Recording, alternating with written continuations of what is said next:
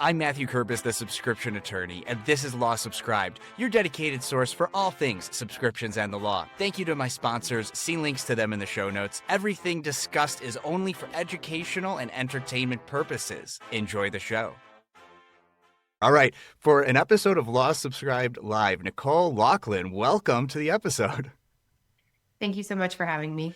All right. Well, Nicole, you and I have had a chance to already have a great conversation.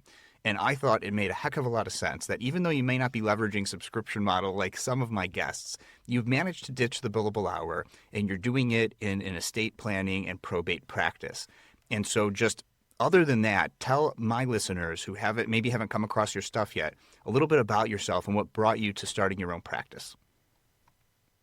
Well, I started my own practice in 2018.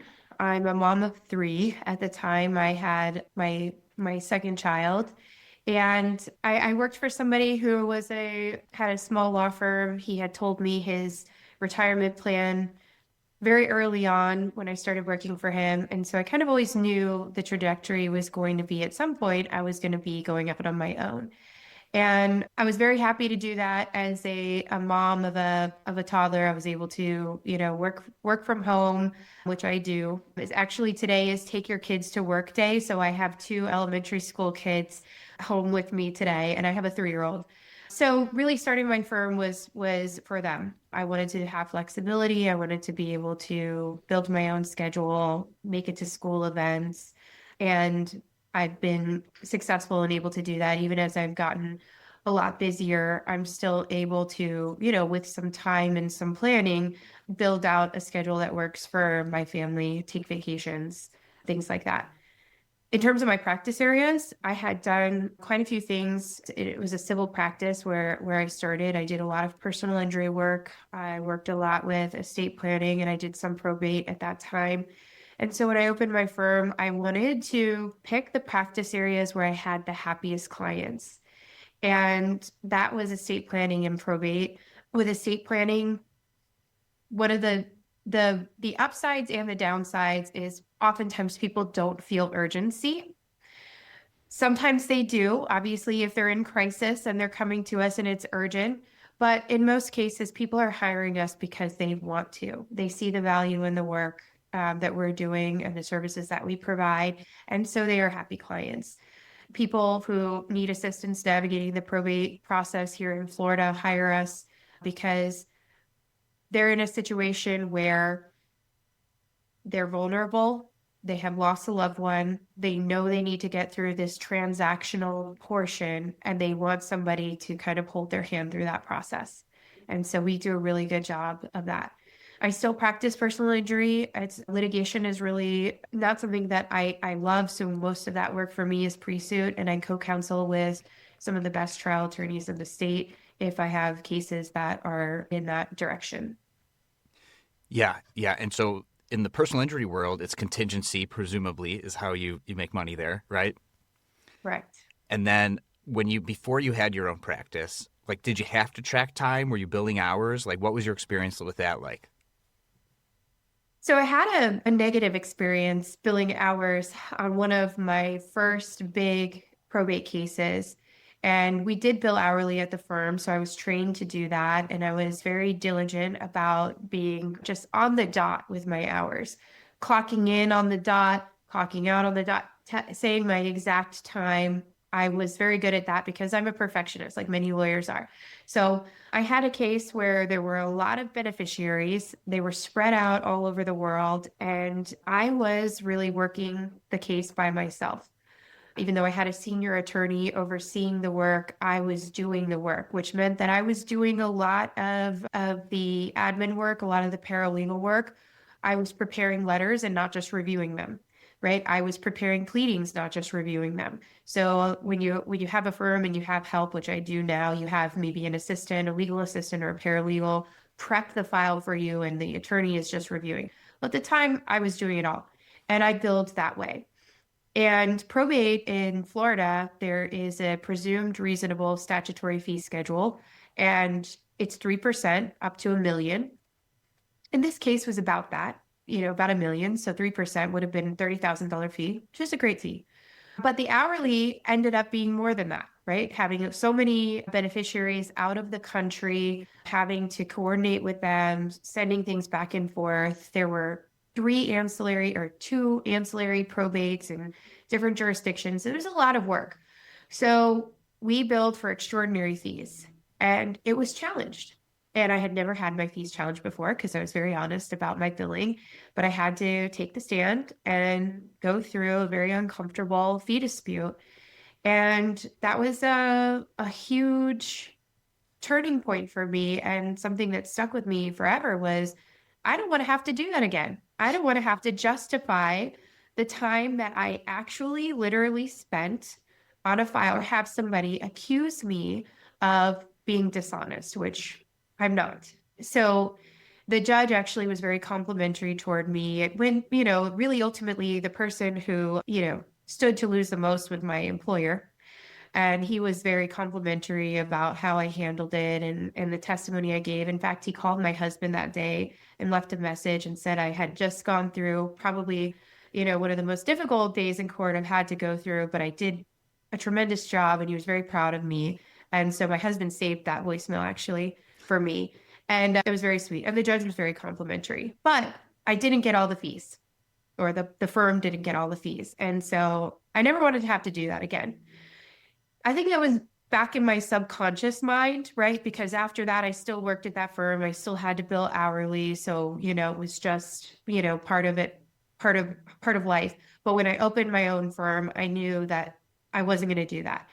The statutory fee was going to be fine for me. I was going to focus more on probate anyway. And so what I did was a sort of hybrid approach to say there's a minimum flat fee that we're going to take on any probate case. If it's a small estate, even if it's a larger estate, but it's exempt assets, we're always going to take this flat fee. If it's a larger estate, then it's going to be sort of a sliding scale, and we're going to revert to that statutory schedule. And it's very predictable because the clients who come to me know what's in the estate. And so they know if it's going to be a small estate or if it's going to be a large estate, and we can predict what the fees are going to be from the outset. Now, when I have somebody who has a small estate and I say, look, it's going to be this minimum fee, there's no other assets, this is the fee. But if you find an account that has $1 million in it, then we're going to revert to this sliding scale. And I don't think you're going to be disappointed, right? Because you'll have found the account, but we're going to change the fee structure at that time. And so clients really like that.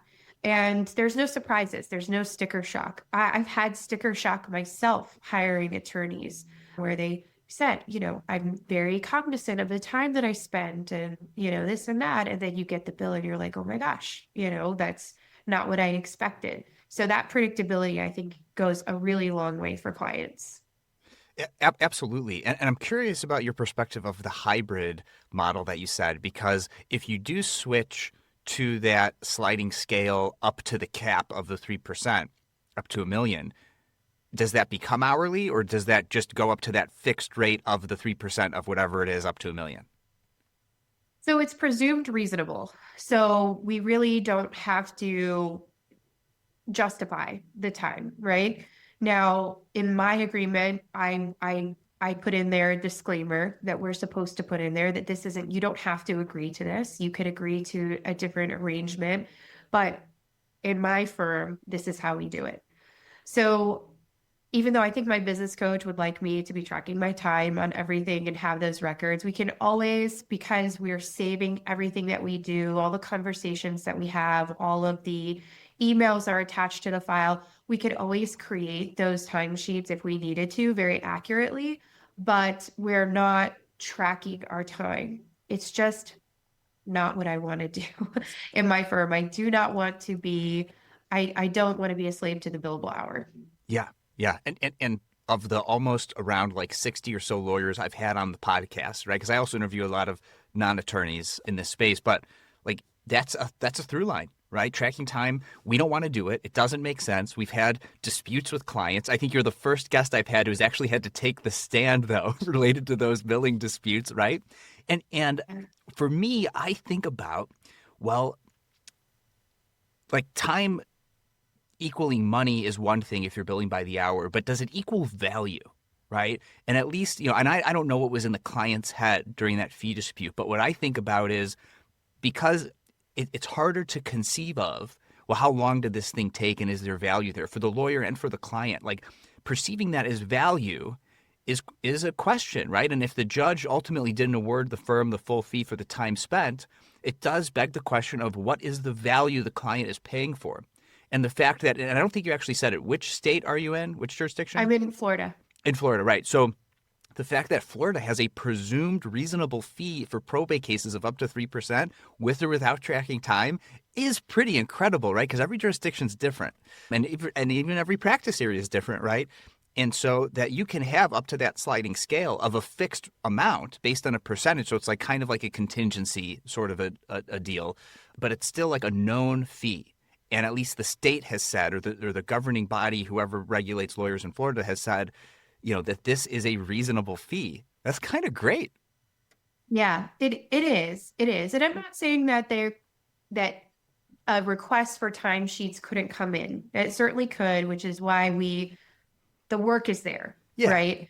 But we're not providing a breakdown of the fees and saying this is the value you've received, because the value is in the result, right? If we get something done faster, that's great. I always tell clients, like, our goal is not to take in the fee and sit on the case until you call us and say, hey, what's the status? Our goal is to be so far ahead of you that you know the status before you're even thinking, what's the status, right? So I know that sometimes law firms work. They're really good at taking in retainers, taking in the money, getting the clients in the door, and then the cases don't necessarily get worked until there's a check-in, right? And then it's like, okay, drop everything and let's produce something for this file so that we can justify, right? So I want to be always ahead. I want to surprise my clients with the efficiency so that they know, like, yeah, I paid a flat fee, and so far everything is going really smooth, right? I don't have to check in. I'm not worried about how much time they're spending. I can call, I can email. Everybody's super responsive. So it's just like a really freeing experience, I think, especially for people who have had the opposite experience, right? They've had an experience with, family law, for example. I know there are some people that have like nailed it on flat fees for family law, and others that they have to charge hourly. And, and people are traumatized by that a little bit. Yeah, they're afraid to call their lawyer. They're afraid to work with their lawyer, right? And like I want to pull on that thread of what you said is you want to surprise them with the efficiency. And I think that's so important because when you stop billing by the hour, suddenly efficiency actually matters more because getting things, like you said, to your client faster is actually more valuable, right? It's the inverse relationship with time and money. The less time spent, the more valuable it is for the client and the more money you make as the attorney. And like talk about aligning incentives, right? Like what has been your experience with that? And then like what standard operating procedures, what technology have you been adopting to make sure that that continues to go in the right direction? That's so important to me. Actually, when I was pregnant with my third child, automating my law firm became a huge motivation.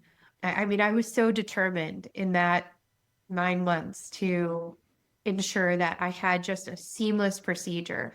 And so I automated pretty much start to finish everything on the intake side to make the experience very uniform and predictable for leads coming in. Everybody who came in went through the same intake process, right? So we can now track the stats of the firm, and we're not tracking based on, well, I was feeling, this way that day, or I answered the phone quicker that day, or I got to my emails. No, there's a process in place. And one of the things that I've done is I have hired a lot of part-time assistants and even attorneys in my firm who are just very efficient at the job they have at the firm. So I have one assistant that is just dedicated to 4 to 5 hours a day working with leads, getting them scheduled, making sure they've completed questionnaires, making sure that they have a smooth onboarding experience, and then also working with past clients offboarding to make sure that they had a good experience at the firm, to make sure they have no more questions for the attorney before we close the file, and to ask for reviews if they are so inclined. And then I have an assistant who spends all of her time working with our existing clients. Well, I found the existing clients prefer to call her than to call me. She's always available. She's always friendly. She can always get an answer. She could probably get an answer from me quicker than they can get on the phone with me because my day is often very scheduled. And so my assistant can chat me and say, somebody wants an answer and I can give that to her. So having somebody who's just dedicated to working with our existing clients is really important and make sure everybody's happy. So her job is really to make sure that the files are moving forward and smooth. We use a Kanban board view of our case files and our leads. I use Lawcus, big fan of Lawcus, and you find me saying that in other places on the internet. I love them. And so we can see where our clients are at a glance. I know who's in draft, who's in review, who is in awaiting court orders, who is in an inventory creditor period, distribution, whatever. I can see, and by looking at that, I can see where's the work for me to do. And then my assistant can see where can I follow up with clients, right? If clients have been sitting on drafts for several weeks and we've been emailing them and checking it and we're not hearing anything, she knows to pick up the phone and call them. But I find estate planning, and just to switch over to estate planning, because we're flat fee there too, a lot of times people really drag their feet through that process. Some kind of mind block when we're going through estate planning that people start the process, but it's hard to get to the finish line. So when we draft documents and we upload them to the client portal, I also schedule follow-up emails to go out every single week for 2 months. They get a follow-up email from me if they're still in review that says, have you reviewed your drafts? Do you have any questions? Do you want to schedule an appointment? Do you want revisions? All of these things every single week. So by a month, 2 months down the road, if we haven't heard from them and my assistant is calling, it's not the client saying, we're waiting on you for something. The client's apologizing for making us wait on them. It's like the opposite. And that's the goal, for me, is to say that they want to speed up to meet our expectations because we're so efficient, right? I had a client yesterday saying, thank you so much for your patience. And I'm thinking, you already paid me in full. I already did the work. I'm patient because I can be, right? It's up to you, but I'm not going to stop checking in with you until I get you to the finish line.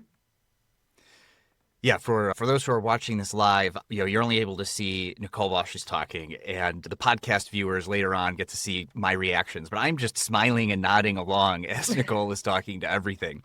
And when you mentioned Lawcus, I remember you mentioned on our last call, and I looked it up, and I was like, oh yeah, I remember them. I think I met them a couple of years ago at Startup Alley at ABA Tech Show when they were back in the Startup Alley phase of their journey. And so that to hear that you were having good success with them. I remember they seemed really interesting to me. Now, I have a subscription-based practice, of course, and so they weren't necessarily designed for that, but I do know they were talking about how fixed fee lawyers were using their platform, and really subscription in a lot of ways is just a recurring fixed fee for the scope of what you get for that scope time frame, a month, a quarter, a year, whatever. So I got to say, I am Lawcus curious, if I could kind of rhyme that there a little bit. And so what I didn't know, though, is Kanban boards was part of their platform. And so is that that's a built into their practice management, is the Kanban boarding? Yeah, what I love about Lawcus, and I was an early adopter back in 2021, really probably end of 2020, is that it's Kanban board view for both lead management and case management. So there's a section where you can see your leads before they're converted to matters, and you can see that in a Kanban board view. So you can see prospect, you break it down however you want. But for me, it's like prospect, initial consultation, sign agreement, follow up. And then there's some stages in there that we built in for not qualified. Maybe we're holding for some reason. Maybe they didn't show up to a meeting. And so we moved them to another section where we're just going to trying to follow up with them from there, but maybe not as urgently because they had a meeting and they didn't make it. So the thing that I learned with that is that and how it differs from like other CRMs is like I use ActiveCampaign as well. And my ActiveCampaign list, let's say there's like, I don't know, 10,000 people on that list, which I think is probably accurate based on what I pay for that. I'm not looking at those all as hot leads, right? Some of those are referral partners, people who have maybe engaged in some way, like they downloaded something or they attended a webinar, but they didn't take that next step to call us. So we're not looking at that list of, thousands of people as like, we need to call them and get them scheduled, right?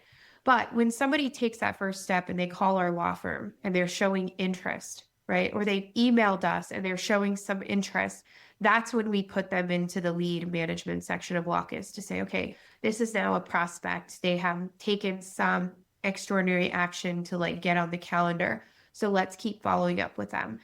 And what I learned is that I was getting a lot more leads and my conversion rate wasn't quite as good as I thought it was because I wasn't tracking that. I was just tracking because mentally we do this. It seems like I convert most of the clients that I meet with, right? Or you don't think you got as many leads as you got because maybe they weren't qualified, right? So it really was eye-opening to start tracking all of that and see, that list grow to say, okay, look at all of this sort of these dormant leads, right? These are people that really wanted our services, but they haven't moved forward. So having it all like in that Kanban board view makes it really easy for us to follow up with people. Obviously, we're going to spend more of our attention on the people who are scheduling appointments and attended an appointment, but there's always like this backlog of, okay, who can we follow up with to see if we can either get them back on the schedule or get them to engage. And then on the other side of the matter management, you can have different pipelines for different practice areas. So I have one for estate planning, one for probate, one for personal injury. I have some test pipelines that I can test things out on. And so you can really customize it. And your view is, for me, when I think in like buckets, right? I can just see my estate planning clients or just see my probate. And it's not a list where I have to then go and open up a spreadsheet to say, all right, where do I need to take some action? So that, and then the automations. I don't think there's anything out there that does everything that I get with Lawcus at the price point that I get with Lawcus. So I want to dive into those automations a little bit, but first let's start with the billing of it all. So like, are you able to process, like your bills through there and your client, paying your fee through there? And is like, do you have to integrate with like a Stripe or like an actual payment platform? Like, how does all the billing work? I have LawPay, and so it's integrated. I know that there are other ways to accept payments that there's, I think, more native integrations with Lawcus that you can do. But for me, it was LawPay. When I first started my practice, I had started with LawPay and I was sort of grandfathered in. And so I just carry that over. But yeah, it's very easy. It integrates with QuickBooks, integrates with LawPay. I invoice straight from Lawcus. I do flat fee invoicing.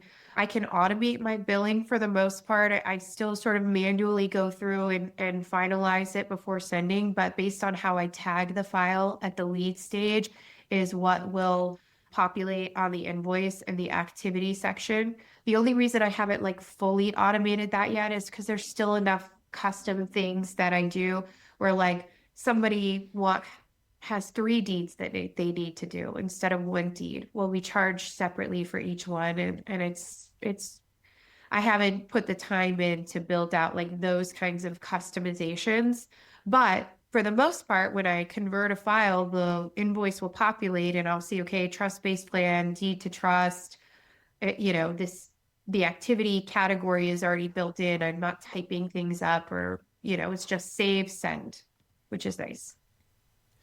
Let me tell you about the brand new sponsor for Law Subscribed. Paxton. I've been using Paxton as my legal AI tool for over 2 years. I continue to evaluate and demo other legal AI tools in the market and still decide to stick with Paxton because of its reliability, its accuracy, its ease of use, affordability, and they do not lock you into a long-term contract. Now, as a transactional and fractional general counsel attorney, I'm using Paxton for all of my substantive and non-substantive legal work, whether that's legal research, analysis, drafting, or enhancing existing legal work product. In the time it used to take me to draft and analyze legal documents, now, after a little bit of back and forth with Paxton, I have something ready to go in minutes that used to take hours or even days. While I'm no longer a litigator, I could see how valuable Paxton would be when researching a new issue, preparing for a deposition, drafting a motion, or going to trial. So if your firm would benefit from using Paxton as your legal AI tool, then make sure to use the link in the description when signing up to let Paxton know I sent you. That's all about our new sponsor. Now back to the show. Yeah. And I have to imagine with an estate planning practice in particular, having all the plans automated. So you can you, when a client comes in through the intake process, they're putting in all this information, well, does that then go and automatically go into the estate planning documents? Or is that another form that they fill out that's still automated? But I have to imagine you could automate a lot of that stuff. You can for sure. There are definitely tools out there that make that really easy. I'm not doing it that way with my questionnaire. My questionnaire helps me to set up the file more in Lawcus rather than going into the drafting software. A lot of law firms that do estate planning use various drafting software. And I have a law clerk and 2 other attorneys, and we use our questionnaire to input into the drafting software, but it doesn't go from the questionnaire to Lawcus to the drafting software. It's something that I explored last year. I won't name the tools, but there are some tools out there that you can use to do that. You can name the tools. We encourage naming all the tech tools. Well, I don't want to give any negative review of them because I didn't end up going with it. Okay. But the tools that are very popular that I see a lot of estate planning attorneys use to automate are Decision Vault, and along with their drafting software. And for me, I tested out the drafting softwares that would have integrated with Decision Vault, and I didn't love them.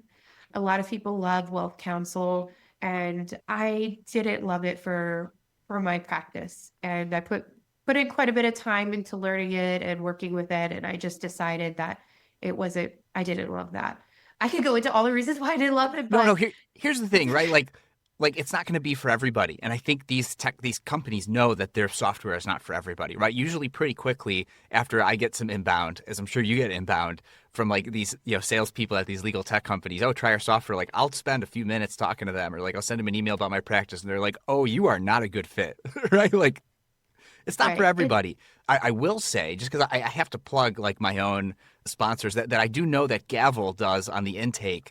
All that information can then go into the estate planning documents. So at least there is a tool out there that allows you to do it. And that's why I was asking about Lawcus, because here's the thing, I could still, just Gavel's a sponsor, sure, but I could talk about other tech tools that do similar things, because just like with ice cream, you might like chocolate, I like vanilla, or I'm more of a Heath bar ice cream kind of a person.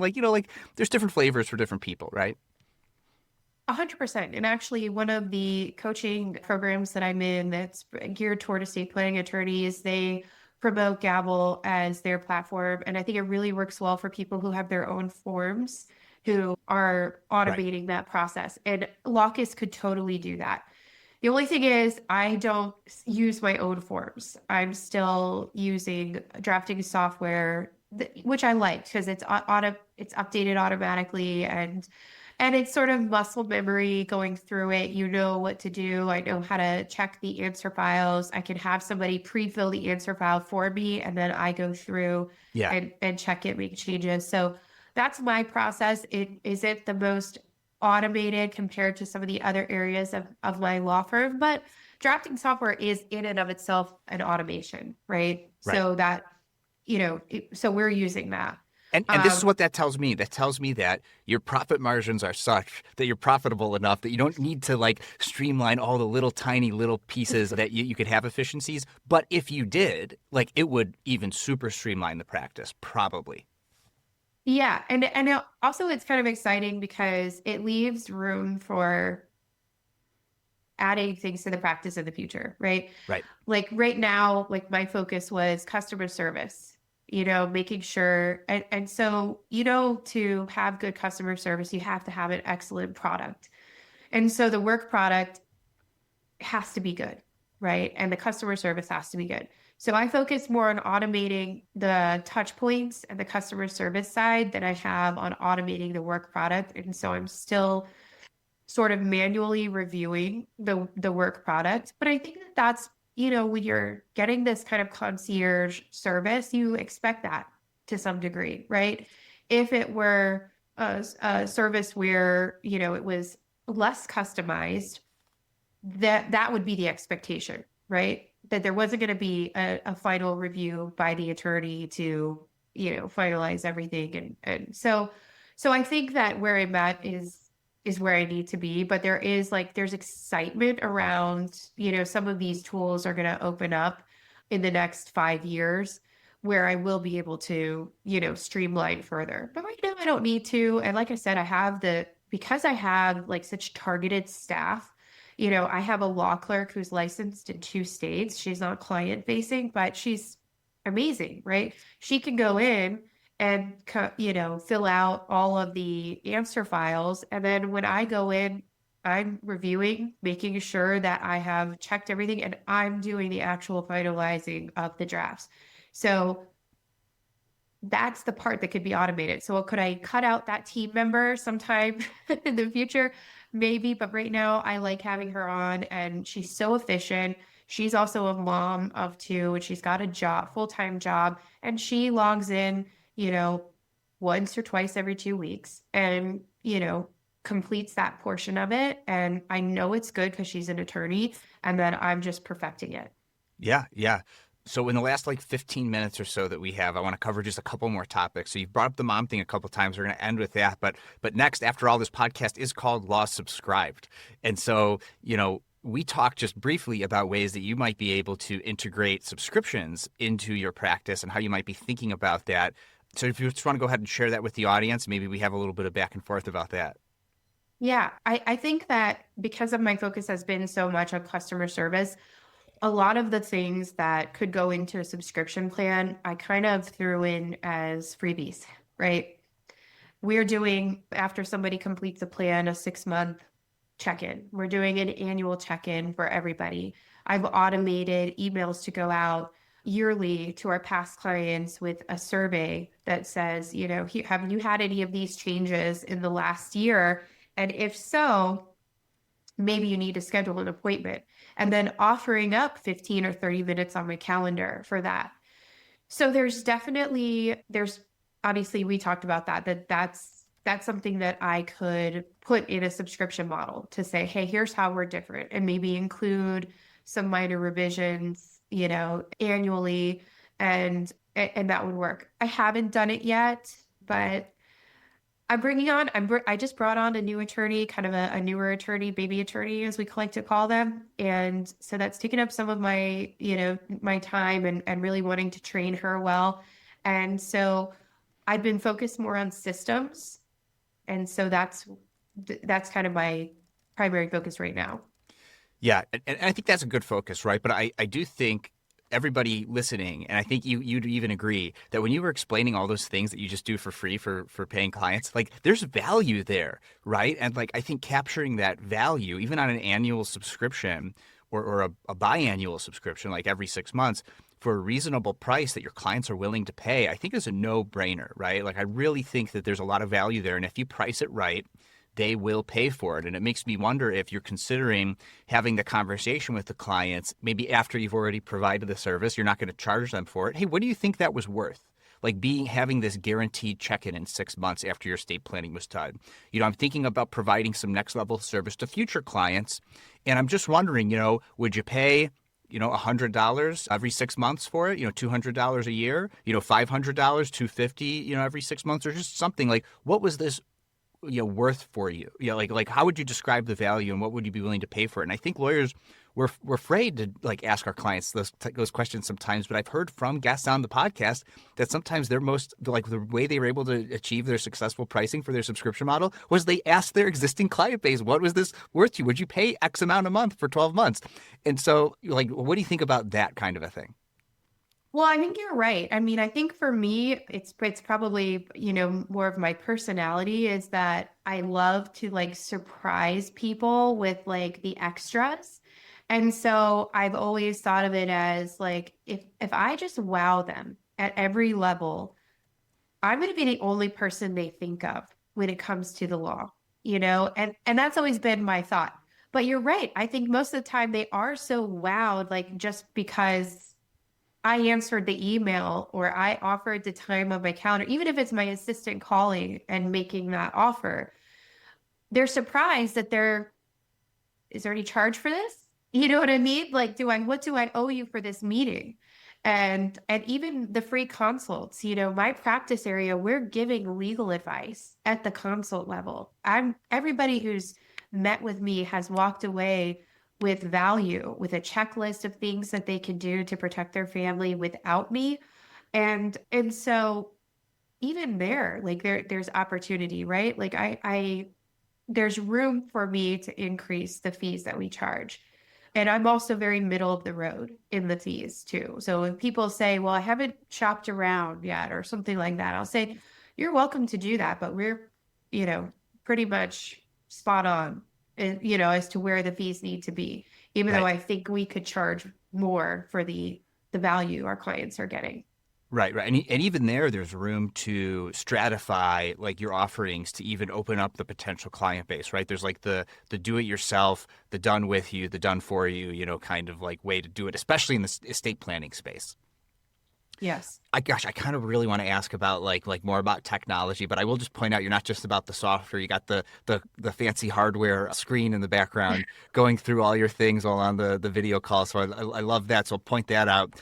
Last, I want to talk about the whole mom thing of it all because look, most of the 60 something odd lawyers I've had on the pod, most of them have been women, and while they've not all moms or they're not all talked about being a mother, certainly like there's a through line there, right? Of where the traditional law practice didn't work for women attorneys, right? And so they have gone off and they ditched the billable hour and they've started their own practice and they're work-life balance, whatever you want to call that, work-life integration, whatever, like finding a way to make it work. And from a personal perspective, me too, right? Like I'm a father of a young child. My kid is like almost 4.5 now.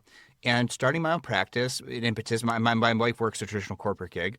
Like I could have the more flexibility between the two of us if I start my own practice to like pick up the kid if she's sick at school, that kind of stuff, right? And being around and being available. So let's talk a little bit more about that and like why the traditional model didn't work for you and why things need to change. And also like why women shouldn't be afraid to, or any lawyer for that matter, like do what you've done. Yeah, I think that it goes back to law school. I had a professor who was in a big law firm, and she was an adjunct professor, and she had said something like, "I had gotten a divorce, and finally this year, my ex-husband said it finally paid off, right? You're finally making more than me," something like that. And she said, "You know what? You're going to be spending more time with your coworkers than you're going to be spending with your own family." And I don't know, that just stood out to me. And I was like, does it really have to be like, I think this is a millennial mindset because we're kind of like, can't I have both? And I think that a lot of us feel that way, or we sort of like started down that, like, well, why can't I have like a job and a family? And that's where we got that fake work-life balance, thing is like very millennial, right? We want work-life balance, but that's not like really achievable, right? It's just like the bar says you're a lawyer 24/7, but you're also a parent 24/7. You are not going to expect me in my, lawyer suit to not also be a mom, right? If my kid comes in or my kid's homesick from school or we have a global pandemic and everybody's home in the same house for 6 months, right? Like I'm going to be both. And I can't pick and choose one because right now mommy's a lawyer. I can't, take care of you. Now, my kids will say that that's not exactly how it goes, right? I'll say, can you focus on me right now? I definitely, struggle with that transition back and forth, but I'm home. I'm home. I'm with my kids. They can come in. They're allowed to, ask me questions, and I can leave my office and go make a sandwich and come back in. And like on a day like today where the kids are home from school, like it's very fluid, and I'm not scrambling for childcare, and I'm not calling in to explain myself to anybody to say, I'm sorry, I have to be a mom today. It just works. So yeah, the traditional law practice was never appealing to me. When I had that professor, I was like, big law will never work for me. I'm not willing to put in more time with my colleagues than with my family. And so I just knew that that wasn't it. I was very fortunate that I worked for somebody who was family first in my first job, and he had daughters, and he understood, family life and being a mom first. And actually, during the years leading up to his retirement, there were times that he didn't want to come down to the office because he was traveling back and forth. And he would say, you just take the baby with you. Just come in with a baby. Like he always said that to me. He's like, I don't have to drive down to Florida or go to that, inspection or attend that hearing. I don't care. Bring the baby. And so at, sort of, I don't know what the word is, but it made it normalized it, right? It normalized parenting at work, which I think is important. So I had my baby at inspections, at mediations. I had my husband take the baby in the car and hold the baby outside of court. And so it just meshing those two worlds has been normal for me from the start.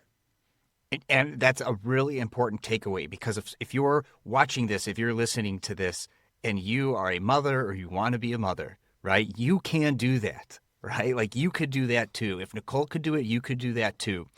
And you could start a law firm, and it's scary and it's hard, and the first year is always the toughest, right? But like it's easier than ever to start a law firm than it's ever been in the past. Yeah, that's true. And also, making your hours. I mean, I could have a consult calendar from 9 to 5, and I could probably fill that calendar with consults every single day. I'm an introvert, so that doesn't work for me. So I have consults from like 10 to 2. And when I had a newborn, that was perfect because that was a napping time, right? And if you've had children, you know that like they start out like it's a lot of work when it's your first one, but also it's kind of like those first 6 months, 4 to 6 months are like pretty easy in terms of like, because they're not mobile. So I would just have, on my Zoom calls, the baby sleeping on my lap. I would nurse. It was all undercover. Every now and then, though, at the 4 month mark, a foot would kick up in the air, and I'd be like, "Uh-oh, somebody sold me out."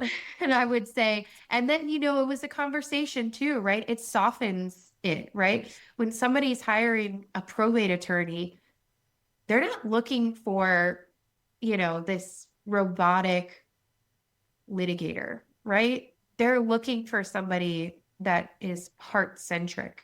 So that was actually great for me. Yeah, yeah. They're looking for a whole person. When you're not billing by the hour, you could actually have a conversation with them too, and they could get to know you, and you could get to know them. How about that, huh? Oh yeah, and I can be myself because I'm chatty, and there was always that worry that if I talked too much, the client would think that I was like manipulating them into like this nice conversation and that I billed them for it. Right, you right. know? So I can chat freely with people, and I'm not worried, and yeah, they're not getting a bill for like, oh, she was so nice, but she was on the clock the whole time. Yeah, yeah. Well, let's wrap it up here. I wanna thank Annette Chody too from Lawquill, who introduced us. So thank you, Annette, if you're watching or listening. And Yeah, shout out to Annette because she does my SEO. there you go, right? And she clued me into the whole idea of the LinkedIn newsletter, which I've been leveraging pretty well. So thank you to Annette. The last question I like to ask my guest, Nicole, is just a fun one, and that is a hot dog a sandwich, and why? I've never considered it that, but Yes, I think it is. It's between bread. You can put condiments on it. Yeah, I think it falls under the sandwich category. Yeah. All right. All right. Good. Good. Way to give some good explanation. Sometimes I have to pull that out of people, but I like it. If folks wanted to reach out, get in touch, follow you, all the places, where's the best way for them to do that? So my website is www.loughlinlawpa.com, and you can follow me at loughlinlawpa.com. Sorry, I was sick, so I can't say it right, but my own name. But it's LOUGHLINLAWPA. All right. All right. Great. Well, everybody follow that. Stick around just for another minute or two, Nicole, but we'll sign off now. Nicole Loughlin, thanks again for coming on Law Subscribed Live. Thanks. All right, and that's a wrap. Thanks for tuning in. Make someone's day by sharing this episode with them. The best way to get in touch is to follow and message me on LinkedIn. To get extra content, subscribe to the newsletter at www.lawsubscribe.com, where you can also become a paid subscriber to get episodes and content early. Until next time, this is Matthew Kurbis with Law Subscribed.